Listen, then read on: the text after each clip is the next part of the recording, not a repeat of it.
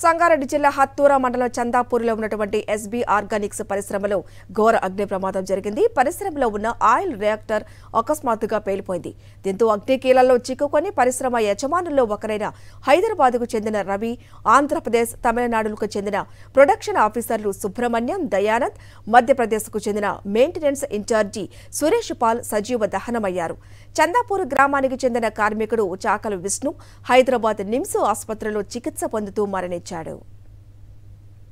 ప్రమాదంలో మొత్తం 5గురు మరణించారని, 30 మందికి పైగా కార్మికులు తీవ్రంగా గాయపడినట్లు కలెక్టర్ వల్లూరు క్రాంతి ప్రకటించారు.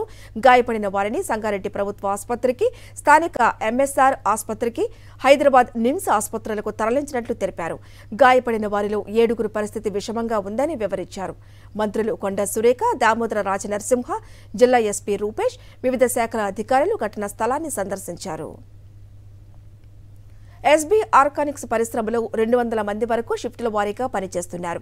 సాయంత్రం 4:30 సమయంలో 60 మంది కార్మికులు విధుల్లో ఉండగా పెద్ద శబ్దంతో రియాక్టర్ పేలింది. పేలుడు ధాటికి పరిశ్రమలో ఉన్నవారు ఎగిరి కొన్ని మీటర్ల దూరంలో చెల్లాచెదురుగా పడిపోయారు. మంటల్లో కాలి మరణించారు. తీవ్రంగా గాయపడిన వారితో బీతావహ పరిస్థితి నెలకొంది. బాధితుల ఆర్తనాదాలు మిన్నట్టాయి. ఆవరణమంతా దట్టమైన పొగ అలుముకుంది. అలాగే పరిశ్రమతో పాటు చుట్టుపక్కల ఉన్నటువంటి భవనాలు కూడా ధ్వంసమయ్యాయి. 5 కిలోమీటర్ల దూరం వరకు భూమి కంపించడం, ఇంటి పైకప్పులు సైతం ఎగిరిపోవడంతో స్థానికులు భయభ్రాంతులకు గురయ్యారు. పేలుడుతో అగ్ని కీలలు ఎగసిపడ్డాయి. చెలరేగిన మంటలు రెండో రియాక్టర్కు కూడా అంటుకోవడంతో అది కూడా పేలుతుందని అధికారులు భయపడ్డారు. ముందు జాగ్రత్తగా చుట్టుపక్కల వారందరినీ అక్కడి నుంచి తరలించారు. పరిశ్రమ ఎదుట కార్మికుల కుటుంబ సభ్యులు, బంధువులు ఆందోళన నిర్వహించారు. రాత్రి 9 గంటల తర్వాత మృతదేహాలను పోస్టుమార్టం నిమిత్తం సంగారెడ్డి ప్రభుత్వ ఆసుపత్రికి తరలించారు. మంత్రులు కొండ సురేఖ, దామోదర రాజనరసింహ కూడా ఘటనా స్థలానికి చేరుకున్నారు. పరిశ్రమను పరిశీలించి ప్రమాదానికి గల కారణాలను అడిగి తెలుసుకున్నారు. సహాయక చర్యలు వేగవంతం చేయాలని, బాధితులకు మెరుగైన చికిత్స అందేలా చూడాలని అధికారులను ఆదేశించారు. మృతి చెందిన కార్మికుల కుటుంబాలతో పాటు గాయపడిన కార్మికుల కుటుంబాలను ప్రభుత్వం ఆదుకుంటుందని కొండ సురేఖ హామీ ఇచ్చారు. పరిశ్రమల్లో భద్రతా చర్యలు చేపట్టకపోవటం వల్లే ప్రమాదాలు సంభవించినప్పుడు కార్మికులు మరణిస్తున్నారని దామోదర రాజనరసింహ పేర్కొన్నారు. ఎస్బీ ఆర్గానిక్స్ పరిశ్రమలో జరిగిన ప్రమాదంలో 5గురు మరణించడంపై రాష్ట్ర గవర్నర్ సిపి రాధాకృష్ణన్ దిగ్భ్రాంతి వ్యక్తం చేశారు. క్షతగాత్రులకు మెరుగైన వైద్య సహాయం అందించడానికి చర్యలు తీసుకోవాలని ప్రభుత్వ యంత్రాంగానికి సూచించారు. సీఎం రేవంత్ రెడ్డి కూడా ఈ ఘటనపై దిగ్భ్రాంతి వ్యక్తం చేశారు. ప్రమాదంపై సమీక్ష నిర్వహించారు. వెంటనే ఘటనా స్థలానికి వెళ్లి సహాయక చర్యలను పర్యవేక్షించాల్సినదిగా ఫైర్ సర్వీసెస్ డీజీ నాగిరెడ్డిని ఆదేశించారు. కాగా మృతుల కుటుంబాలకు బీఆర్ఎస్ అధినేత కేసీఆర్ సంతాపం తెలియజేశారు. తీవ్రంగా గాయపడిన వారికి తక్షణమే మెరుగైన వైద్యం అందేలా ప్రభుత్వం చర్యలు తీసుకోవాలని కోరారు. ఎస్బీ ఆర్గానిక్స్ పరిశ్రమలో పేలిపోయిన రియాక్టర్ కాలం చెల్లినదిగా పరిశ్రమల శాఖ వర్గాలు ప్రాథమికంగా నిర్ధారణకు వచ్చినట్లు సమాచారం.